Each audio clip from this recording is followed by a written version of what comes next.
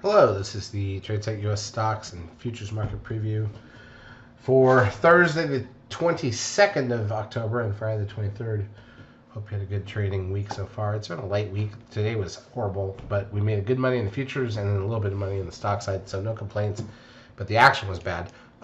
We only have 2 days left in the week. As usual, we don't typically do a market preview for Friday. I will tell you that we are prepping for, in the next month or two, a new version of TradeSite that will, I think, help a lot of people out. We are ready to launch a new product, essentially. We call it TradeSite 4.0, and we're very excited about it.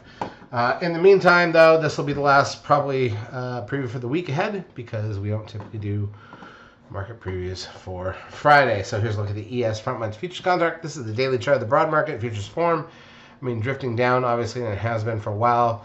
Mark keeps pointing out that we haven't taken out the low 5 days in a row since February, and because we bounced a couple times along the way. But this might be the first one, but it's small, right? This is totally different than anything else we've seen. All right, crude oil down 25 cents to 39.78. I cannot wait until this drops off the chart here so we can just focus on this. But again, it's been very flat for months. Gold down $12.70. It's also a blip. The S&P cash loses just 7 points. It's just inside of yesterday's range. We never left the prior day's range. NASDAQ 100 down 12. That is a blip for the NASDAQ. By the way, we have to get used to that, right? It used to be that the NASDAQ, which was a 3,000, 4,000, 5,000 point index, and it was a big deal when it moved 100 points. 100 points on the NASDAQ now is like Apple sneezing and Google coughing, right? And that's it.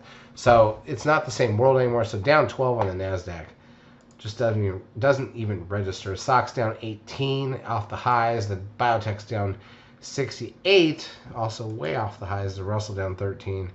Yeah, it is what it is. The VIX, by the way, the Russell, I just want to be clear, off the highs recently, but it's still, we're not at the old highs, right? VIX loses 70 cents. The trend closes at 0.87. That puts the 10-day moving average at 0.92, which is almost a sell signal. Now, let me count backwards. 1, 2, 3, 4, 5, 6, 7, 8, 9, 10. Like, there's a big number and a small number dropping off here shortly on the trend. So a couple low numbers could easily get us below. And remember, it's the 10-day moving average of the trend under 0.85. That means the market sells off. NASDAQ volume 3.4 billion shares. Okay. Advanced decline ratio on the NASDAQ negative 819. So more stocks down than up, although nothing dramatic. Negative 932 on the New York. Nothing big. Google gains 34 after being up the prior day after the Trump administration decided they're going to file a lawsuit against them. It's only stopped up after. Don't get me started. Apple down 64 cents. Netflix down 36.37. This is a big drop for Netflix, obviously. Amazon down 32.02. Tesla. Now, we're going to have an election preview coming up here in the next couple of days, probably over the weekend.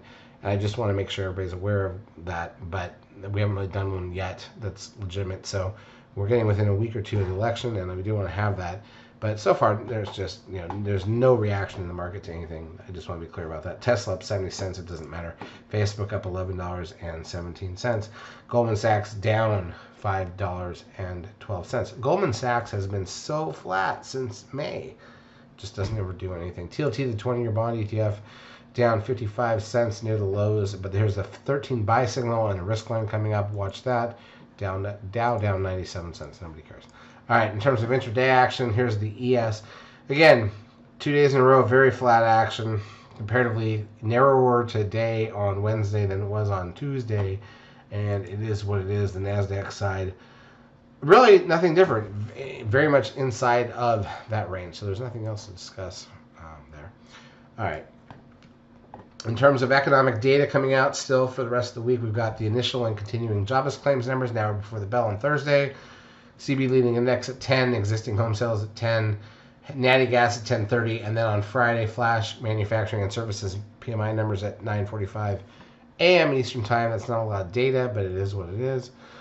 Charts as usual brought to you by eSignal. If you've not yet taken a trial of our services, feel free to do so. We will help you out for a couple weeks. Have a great trading Thursday and Friday.